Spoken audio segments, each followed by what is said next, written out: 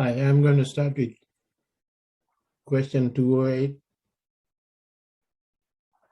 This question is about understanding limiting reaction and how reaction takes place between chlorine and fluorine atoms. According to this equation, one diatomic chlorine molecule reacts with three diatomic fluorine molecules to produce tetraatomic ClF3, two moles or molecules of them.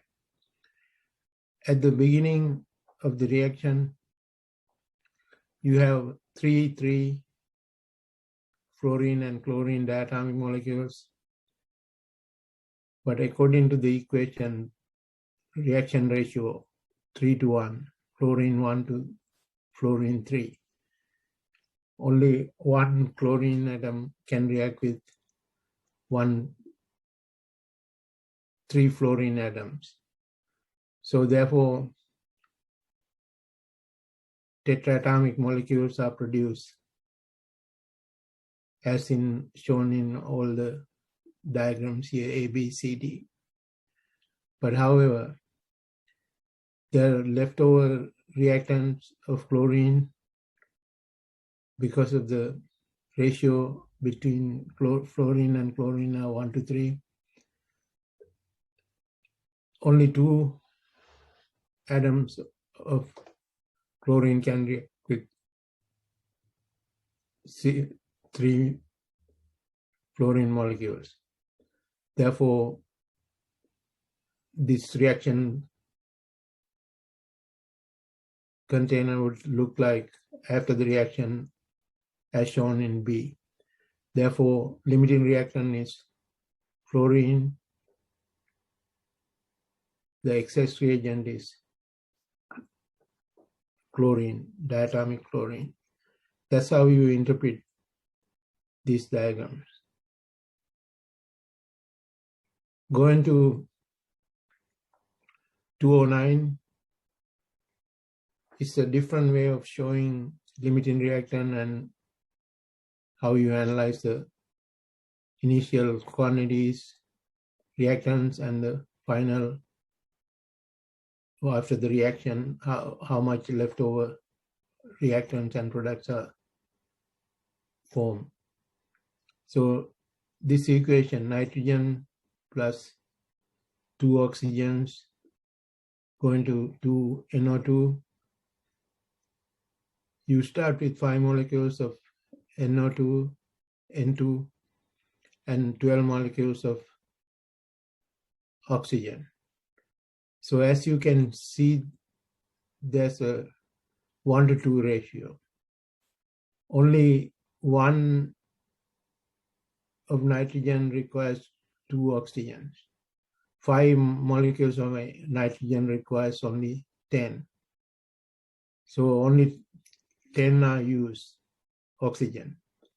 So all 5 molecules of nitrogen is used up. Therefore, limiting reactant is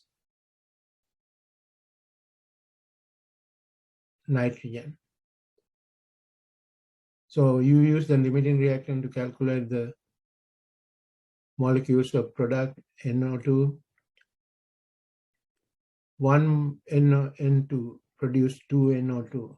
Therefore, 5 should produce 2 times 5, 10 molecules of NO2.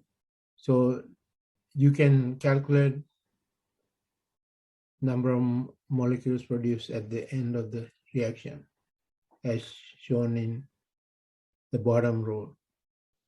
Therefore, answer is 10 molecules are formed, nitrogen dioxide molecules are formed. So going to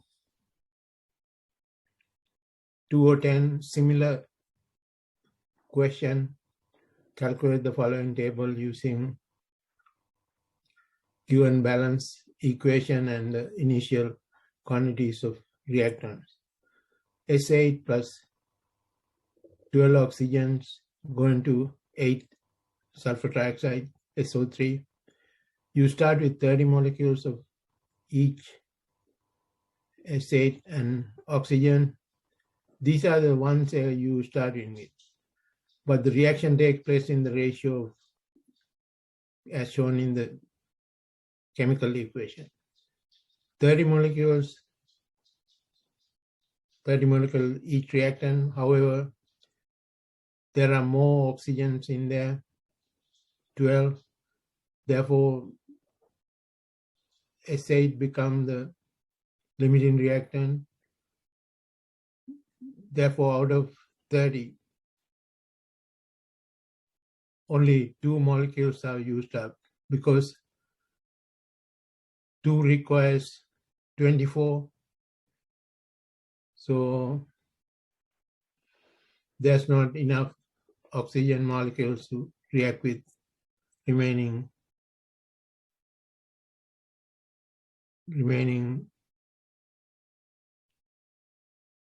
there's no oxygen molecules used.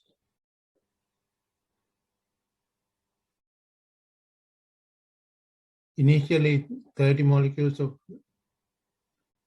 S8, 2 molecules are used. Therefore, there's a remainder of 28 molecules of, I'm not sure about this. Let me start all over. Complete the following table using given balance equation and initial quantities of reactants. S8 react with oxygen to produce 8 sulfur trioxide molecules.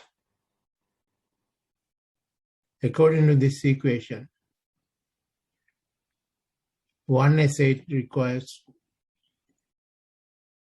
12 oxygens. As a unit, S8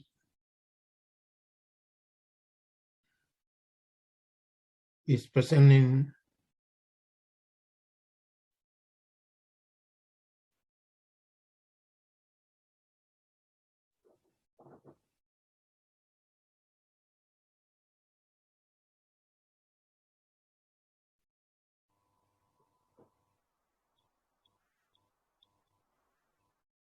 complete the following table using the given balance equation and the initial quantities of reactants.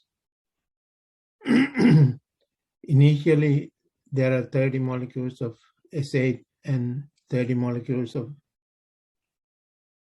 oxygen. The 30 molecules is a lot of sulfur atoms. There are 8 in each. Oxygen is 2 in each, 24. So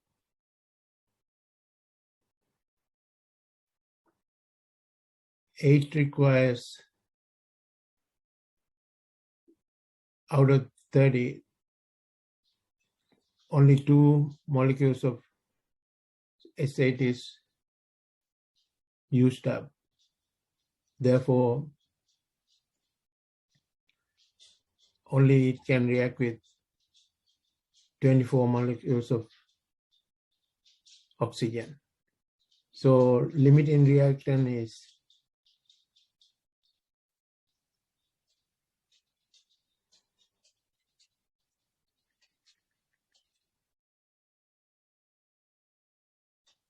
oxygen. So oxygen is 20 molecules are used. Therefore, 24 divided by 12 is 2. 2 times 8 is 16. Therefore, 16 molecules of S8 sulfur trioxide is formed. Therefore, limiting reactant is oxygen, and there were more leftover sulfur in the reaction mixture. in 211, acetic acid is produced industrially from methanol to react with carbon monoxide to form acetic acid. The balance equation for the reaction is shown. If methanol is present in excess, how many moles of carbon monoxide are required to produce 16.6 moles of acetic acid? So acetic acid is 16.6 moles. Carbon monoxide is the limiting reactant. Excess is methanol. Therefore, there's a 1-to-1 reaction according to chemical equation. Therefore, to produce 16.6 acetic acid moles, you need 16.6 carbon monoxide, 1-to-1. So therefore, answer is B. How many moles of carbon dioxide are required to produce 16.6 moles of acetic acid? Question number 212. Ethanol is produced industrially by the acid catalyzed reaction of ethylene with water. The balance equation is shown here. Ethylene with water produce ethanol. If the water is the excess, how many moles of ethanol can we produce from 7.24 moles of ethylene? That's a 1-to-1. Therefore, same, just like 211 problem, answer is 7.25 moles of ethylene is required to produce same amount of moles of acetic ethanol. Question number 213. In the industrial synthesis of acetic acid, methanol is made to react with carbon monoxide in the balance equation shown below. So carbon monoxide to produce acetic acid. How many grams are required to produce 16.6 moles of acetic acid? We found out that 16.6 is the carbon dioxide moles needed to produce 16.6 moles of acetic acid. So you have 16.6 moles of carbon monoxide. How do you convert moles to grams? Moles to grams is moles multiplied by molar mass. Carbon monoxide has molar mass of 28. Therefore, 16.6 multiplied by 28, 464. That's the answer is C. Now we calculate the grams in there. In question 214, in an experiment, acetic acid produced by 5 moles of methanol, 2 moles of carbon monoxide, same reaction. What is the number of moles of acetic acid is produced? 5 moles of methanol and 2 moles of carbon monoxide. So limiting reaction is carbon monoxide in this case, because it's the one that used up first. Therefore, 2 moles produce 2 moles of acetic acid. Therefore, answer is A. In an experiment, ammonia is produced by mixing 3 moles of nitrogen and 6 moles of hydrogen. The balance equation is shown here. What is the number of moles of ammonia produced? 3 and 6. 3 and 6 is 1 to 2. according to the equation, chemical equation 1 to 3. Therefore, 1 to 2 and 1 to 3, that means hydrogen is limiting reactant. It will be used up first. What is the number of ammonia produced? Ammonia produced is limited by hydrogen. Therefore, 6 moles of hydrogen divided by 3 multiplied by 2 is 4. 4 moles of ammonia is produced when you use hydrogen as the limiting reactant. Now we're going to do theoretical yield calculations. Basically, we go one step further.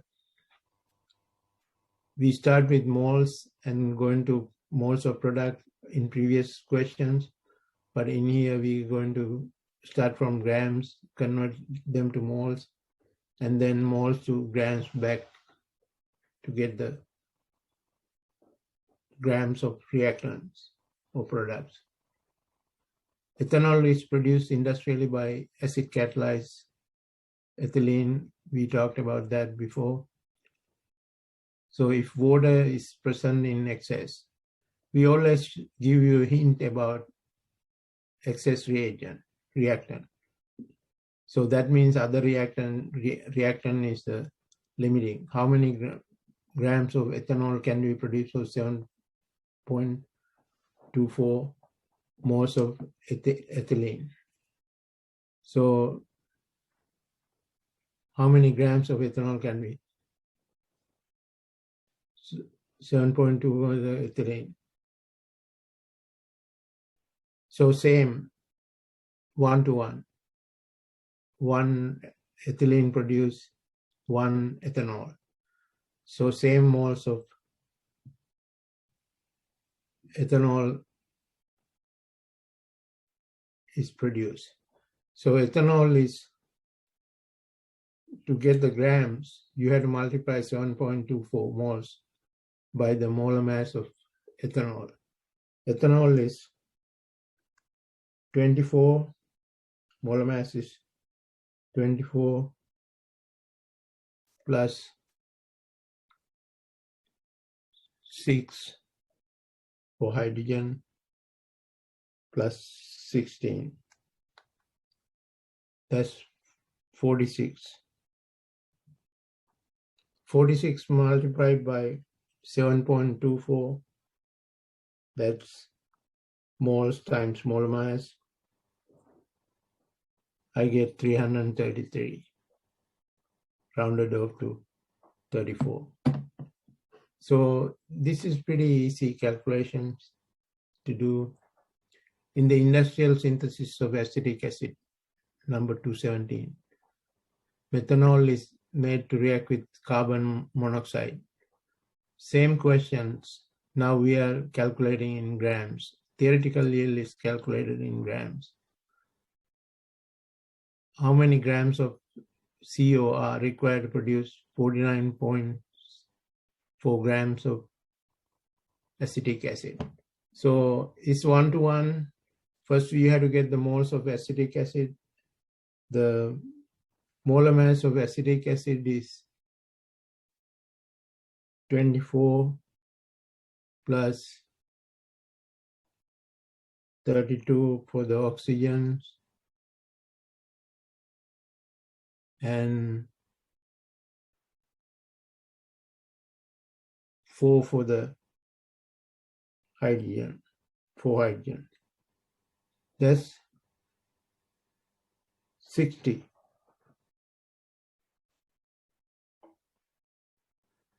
So therefore 49.4 divided by 60, you get 0.823 moles of acetic acid.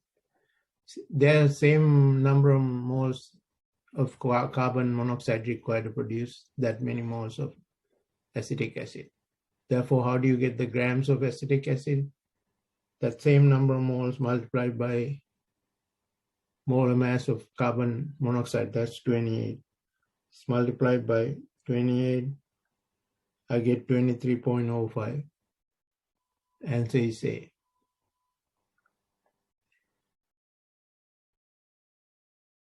Given the reaction between mercury oxide decomposition to mercury and oxygen, what weight of elemental mercury will be obtained by decomposition of 49.5 grams of mercury oxide? So it's 1-to-1 moles again. First you have to get mercury moles. Mercury is, let me get my calculator, periodic table.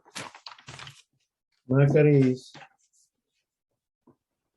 200.59, rounded up to 200, 200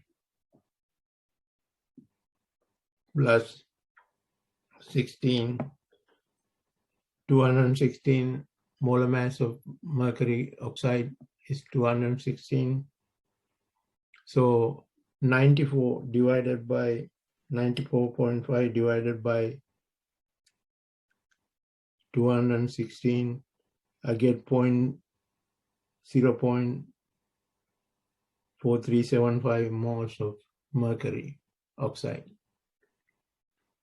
mercury 2 oxide. So therefore, it produced same amount of moles of 1-to-1, 1-to-1, same ratio, 1-to-1, 2-to-2 is 1-to-1. Therefore, same mercury moles. So how do you get back the mercury moles from moles of mercury? You multiply mercury is 200. This multiplied by 200,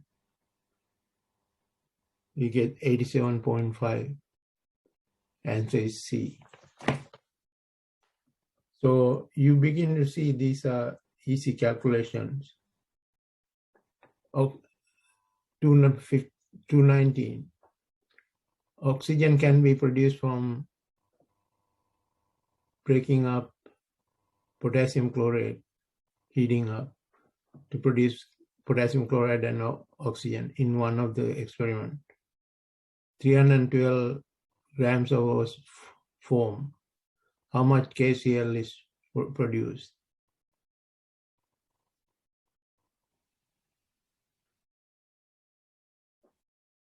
0.12 grams of oxygen is formed. So therefore, number of moles of oxygen is 312 divided by 32.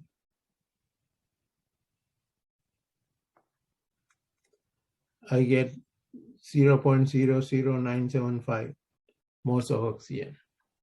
So it's 2 to 3. This number of moles of oxygen divided by 3 multiplied by 2, chemical stoichiometric coefficient as conversion factor. I get 0.0065 moles of KCl. So how do you convert KCl to moles to grams? KCl is potassium chloride. Potassium is roughly approximately 39. Therefore, 39 plus 35.45, that's a chlorine mass multiplied by moles of potassium chloride. I get 0.483.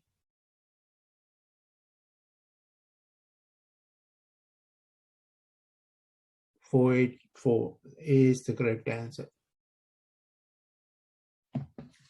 Now, similar reaction, calculating theoretically in grams.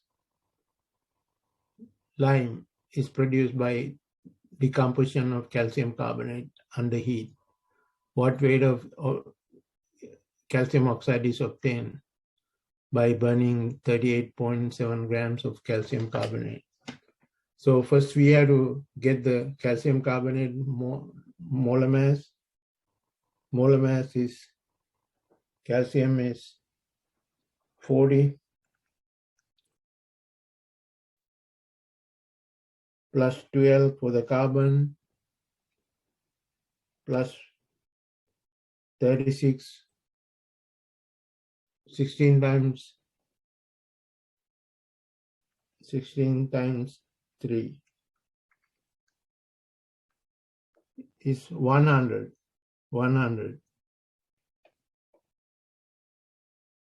So 38.7 divided by 100,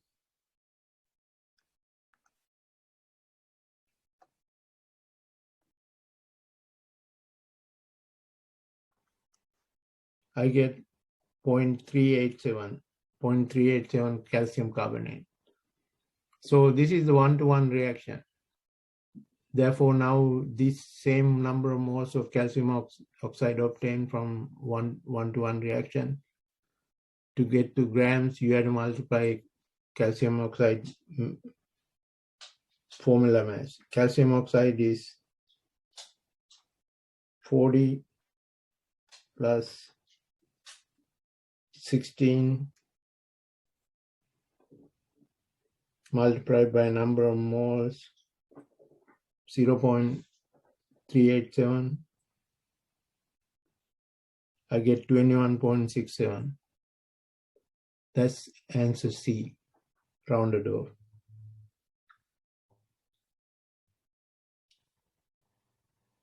So in the balance equation for burning octane, what weight of oxygen is required to completely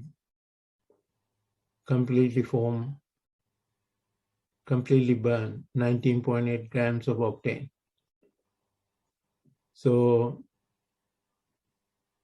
you have to convert now octane, 19.8 grams of moles of octane. 19.8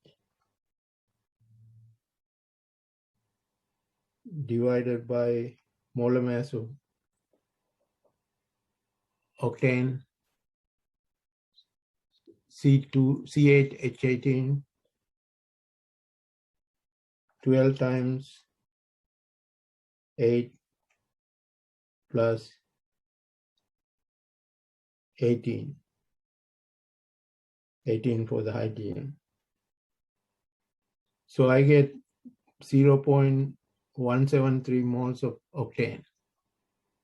So if you burn octane, that's how many oxygen moles are required. So convert moles of octane to moles of oxygen. You divide the moles of octane by 2 and multiply it by 25. I get 2.17 moles of oxygen. So 2.17 moles of oxygen to convert to grams, that many moles multiplied by 32, oxygen is O2, multiplied by 32. I get 69.47. Answer is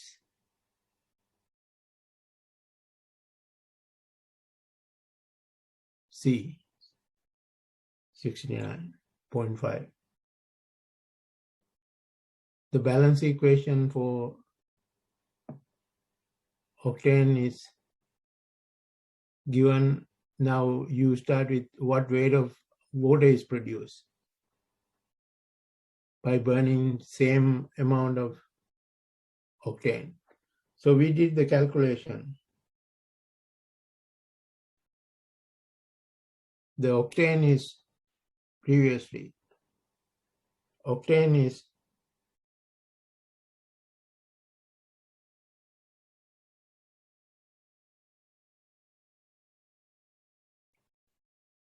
let me do it again.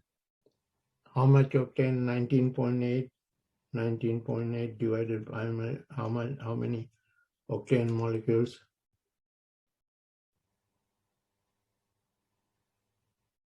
19.8 divided by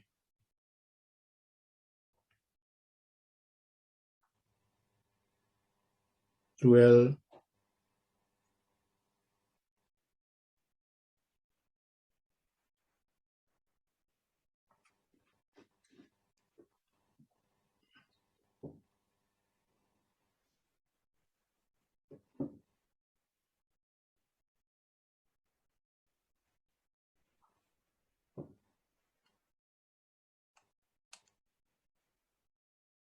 I get 0.190 moles of octane. So therefore, water is 2 to 18. This is divided by 2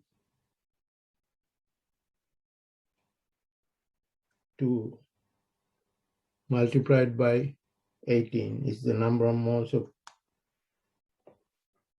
water, 1.713. How do you get the grams of water? You multiply moles of water 1.71 by 18. 18 is the molar mass of water. So you get 30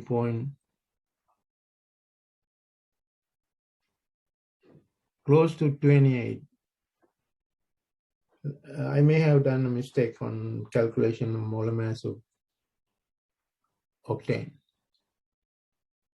Okay, let me do the calculation. 19.8 divided by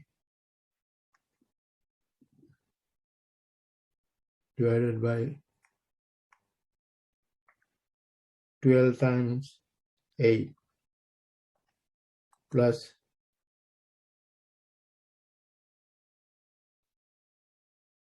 18 hydrogens. That's what 0.173. That's what I got previously. So now that many moles of octane converted to water. Octane moles divided by 2 multiplied by 18. This divided by 2 multiplied by 18. I get 1.563 moles of water. So then moles of water multiplied by 18, I get 28.1. That's the correct answer. I made a mistake in the calculation of molar mass of octane.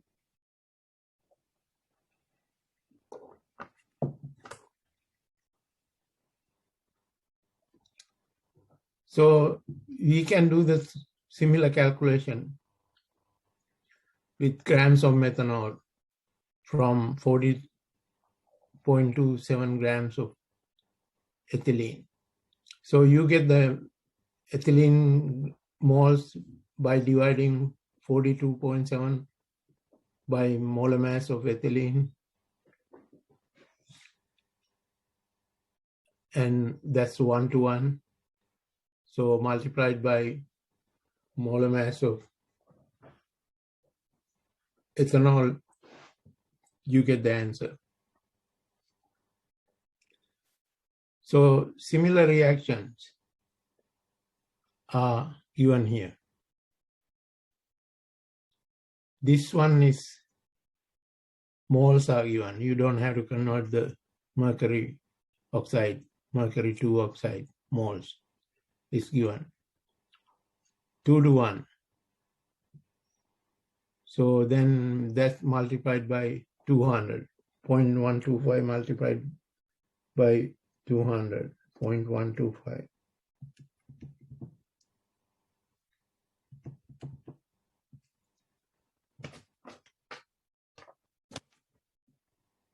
Answer is 25. B is pretty easy. Now you can do the same calculation, but only thing is you have to be careful about getting the molar mass and dividing grams to convert to moles and pick up the limiting reactant. In case excess is not given, you have to compare the two reactants, which is in limited quantity. In silver nitrate case and sodium chloride, silver nitrate is the limiting because it's a heavier, fewer formula units. Therefore, when you calculate the number of moles, you can go and see that silver nitrate number of moles are less than number of moles of sodium chloride. Therefore, silver nitrate is limiting. Use silver nitrate as a limiting reactant to calculate the grams of silver chloride. So when you use different amount of 0.6 grams here, probably in this case, sodium chloride is limiting because it's present in small number. So when you calculate the molar mass and divide 3.10 by the molar mass of silver nitrate and 0.6 by the molar mass of sodium chloride, you will see one of them is in limited quantity, probably sodium chloride. Then you do the calculation. You get the answer 1.47 using the limiting reactant. When solution of react sodium hydroxide and silver nitrate, when you look at compare the molar mass of silver nitrate and sodium hydroxide, silver nitrate is much heavier, therefore contain less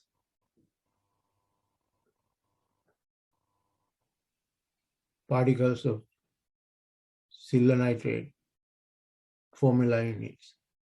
Therefore, silver in this case is limiting. So in any case, you have to divide the molar mass, grams by molar mass, and find out exactly what is in the number of moles and compare to the stoichiometric ratio and decide which one is limiting. Consider the reaction, aluminum hydroxide, acid-base reaction. So you can do the same calculation. Now excess reagent is ammonium sulfate because aluminum hydroxide is not given. So you start with aluminum hydrogen sulfate, then get the number of moles and convert 3 moles of sulfuric acid to 1 mole of get the moles of aluminum sulfate, then finally convert it to grams.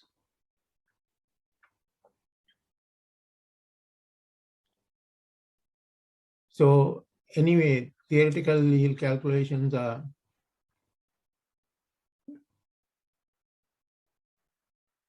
basically starting with grams and calculating the number of product molecules, moles formed, then getting back to number of grams of products. In the following reaction, 230, how many grams of water are produced? 2.60 grams of hydrazine. You get the moles of hydrazine. Water is 1 to 2 here. So you can get the moles of water multiplied by 18.0 molar mass. You get the grams of water. So this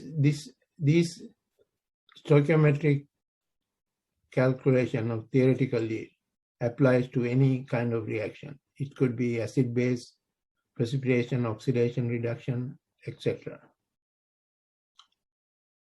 So we basically do the same thing with 232 233, also same thing. We have to find out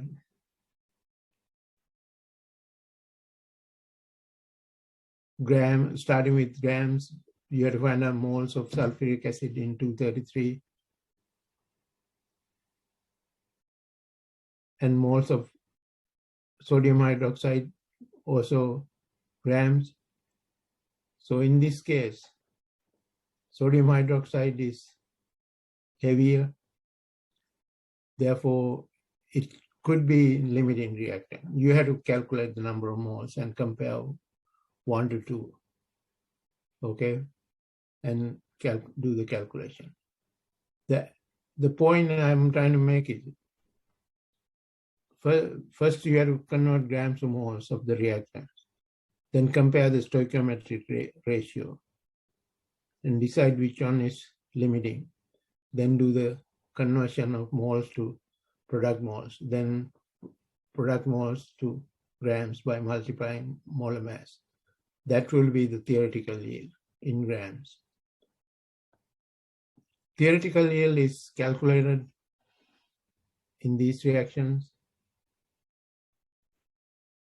to calculate the percent yield. Percent yield is actual yield divided by theoretical yield multiplied by 100. In this problem, 235. Actual yield is 3.12. Theoretical yield is 34. Theoretical yield is more than actual yield most of the time.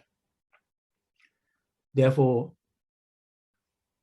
31.2 divided by 34.7, you get multiplied by 100, you get 93%, 89.9%. 31.2 divided by 34.7 multiplied by 100, 89.9. Now, suppose the theoretical yield is in a reaction is 10.5 grams and the percent yield is 75.5. So actual yield. So actual yield is percent yield multiplied by theoretical yield divided by 100. So you get the answer B, 7.93. Actual yield is less than 10.5 normally.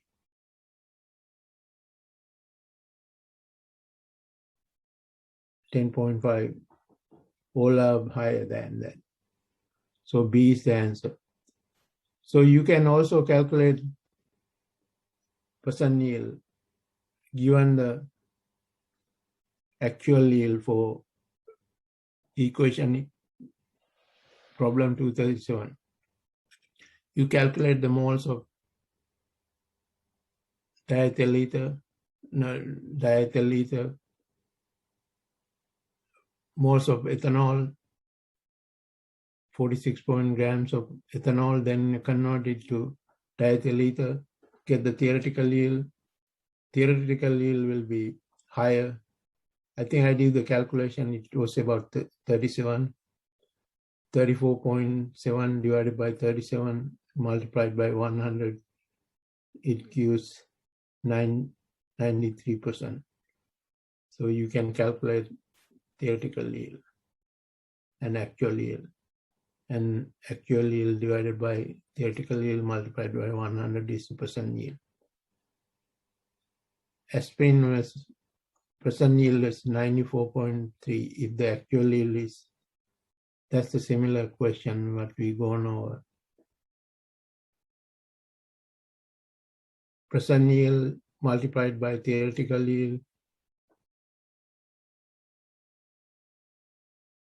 divided by 100. Get the theoretical yield. Or what was the theoretical yield? Theoretical yield is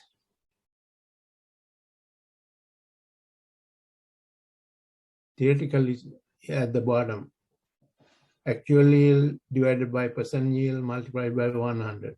So you have to rearrange equation of percent yield calculation. So there are problems to calculate theoretical yield. Actual yield is the yield is given in the experiment. So you can calculate the percent yield. Or a question related to that equation. Ethyl chloride is prepared by reaction of ethane with chlorine according to the following reaction. If the percent yield is 96.3 and the actual yield was how much ethylene did chemists use in the experiment. So actual yield is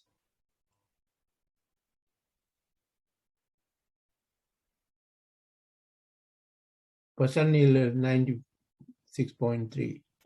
So you calculate the theoretical yield, that many grams, then you can go back and recalculate ethylene from the ethyl chloride product. So it's kind of a going backwards in the theoretical yield. The synthesis of certain drugs requires the 3-step. When you have 3 steps, you get the fractions of 95.2. I'm talking about question 242. Fraction of 9.5, 9.2, 95.2 is 0.952 multiplied by 0.954 multiplied by 0.938. You get the answer. Then convert the last fraction to percentage, you get 81.6. So when you have series of steps, different chemical reaction, the yield is not the highest, it's limited by each step.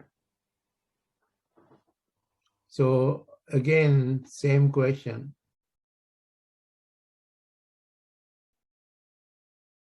Similar question to 242.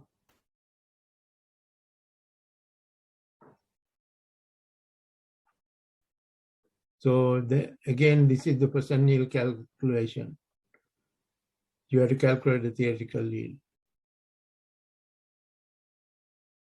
And 75.5%, 75.0 sodium oxide is the actual yield.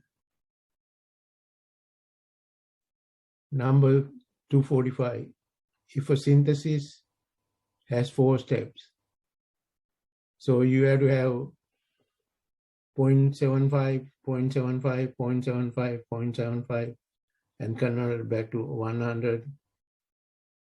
So answer, I done that, answer is D. So there are different questions here regarding theoretical yield, actual yield. So you go these problems and try to figure out. Now we come into the last half of the question and answers. Describe the heat and the ways in which the heat is transferred. You have to know what is joules and calories or kilocalories.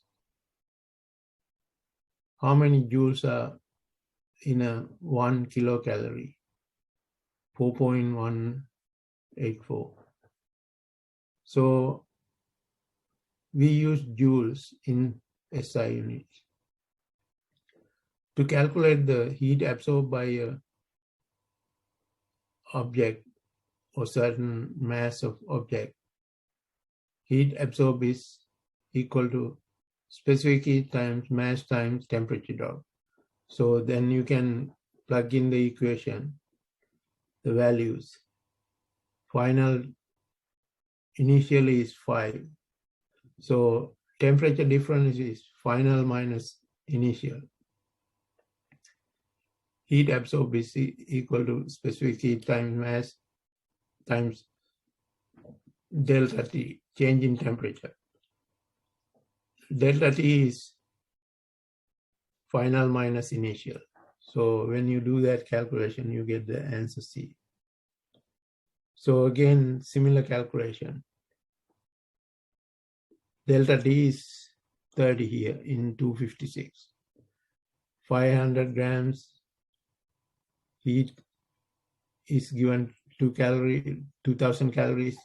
Now heat divided by specific heat and temperature drop and the mass, you get the specific heat. Heat divided by mass and temperature drop, you get the specific heat. Answer is B. Which of the following is true of specific heat? Specific heat is the amount of heat needed to raise the temperature of 1 grams of substance by 1 degree Celsius. Which of the following is a form of energy? Heat is a form of energy. Temperature only decides the direction of heat flow. Answer is A. Which of the SI units is for heat? Joule. Substance weigh 1 kilogram is at 25.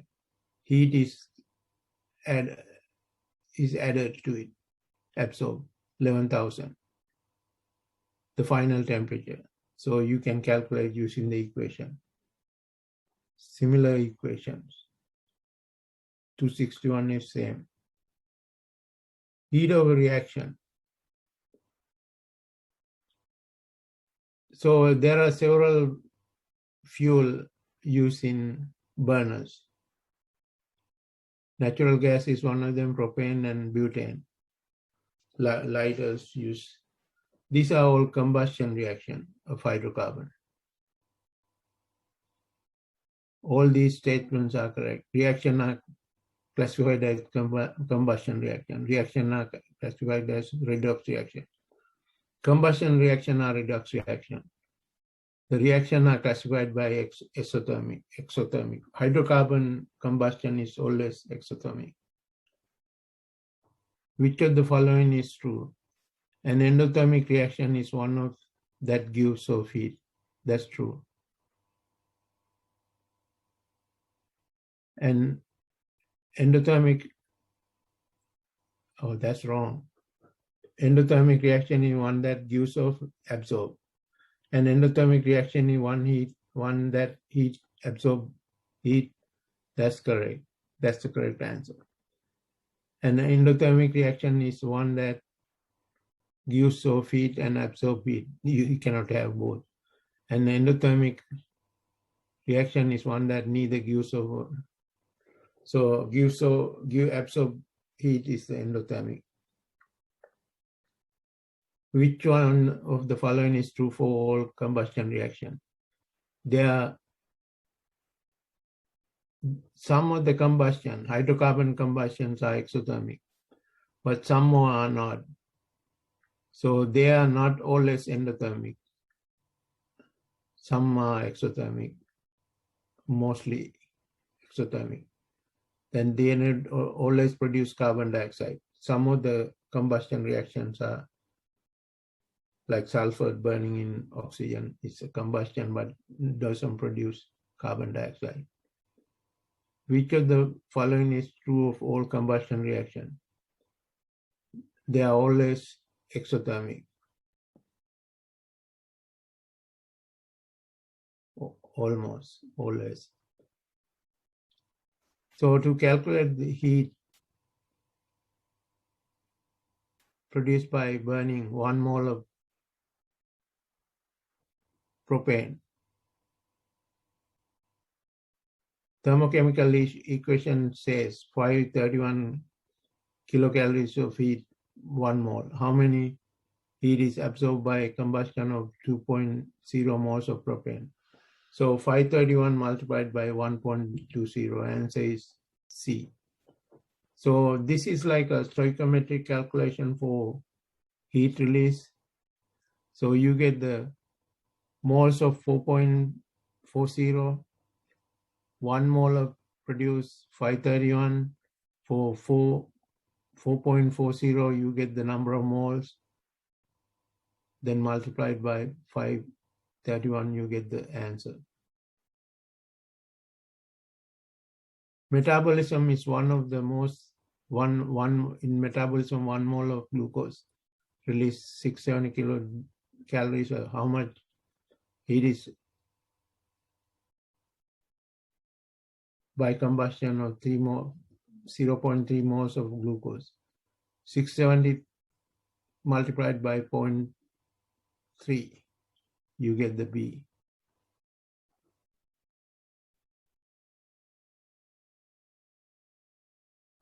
The metabolism of glucose, same question, different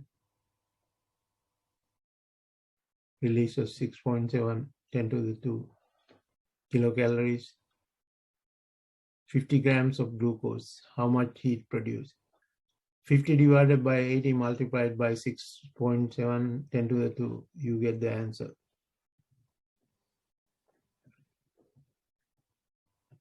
Stored energy is potential.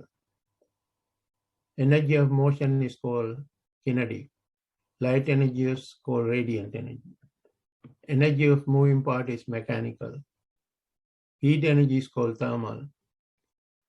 Energy from splitting atom is called nuclear, is potential. Energy stored in bonds are called chemical. So you complete the rest of the questions. Question 279. When you write a thermochemical equation for heat given out, combustion is always exothermic. It's downfall. Here potential energy of the reactants are lower now. Going to products, it goes down. Therefore exothermic. Which of the term correctly describe the description of the energy of the produced is higher than the energy of reactant? Energy is neither created nor destroyed. That's first law of conservation of energy. So higher, you cannot have energy created from nothing. Which of the following energy quantities is equal? Now you do conversion of joules to calories and find out the answer. This is conversion of kilocalories to joule, calories to joule, etc. Knowing the conversion factor, you can do it. Which quantity represents the largest amount of stored energy? Fat has a lot of bonds. Fat have long chain, large number of carbon bonds. Therefore, they are have more stored energy.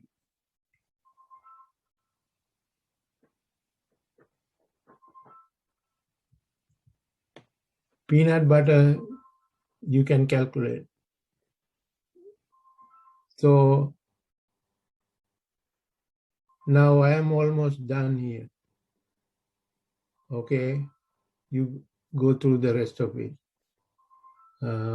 If you have any question, let me know. Take care. Bye-bye.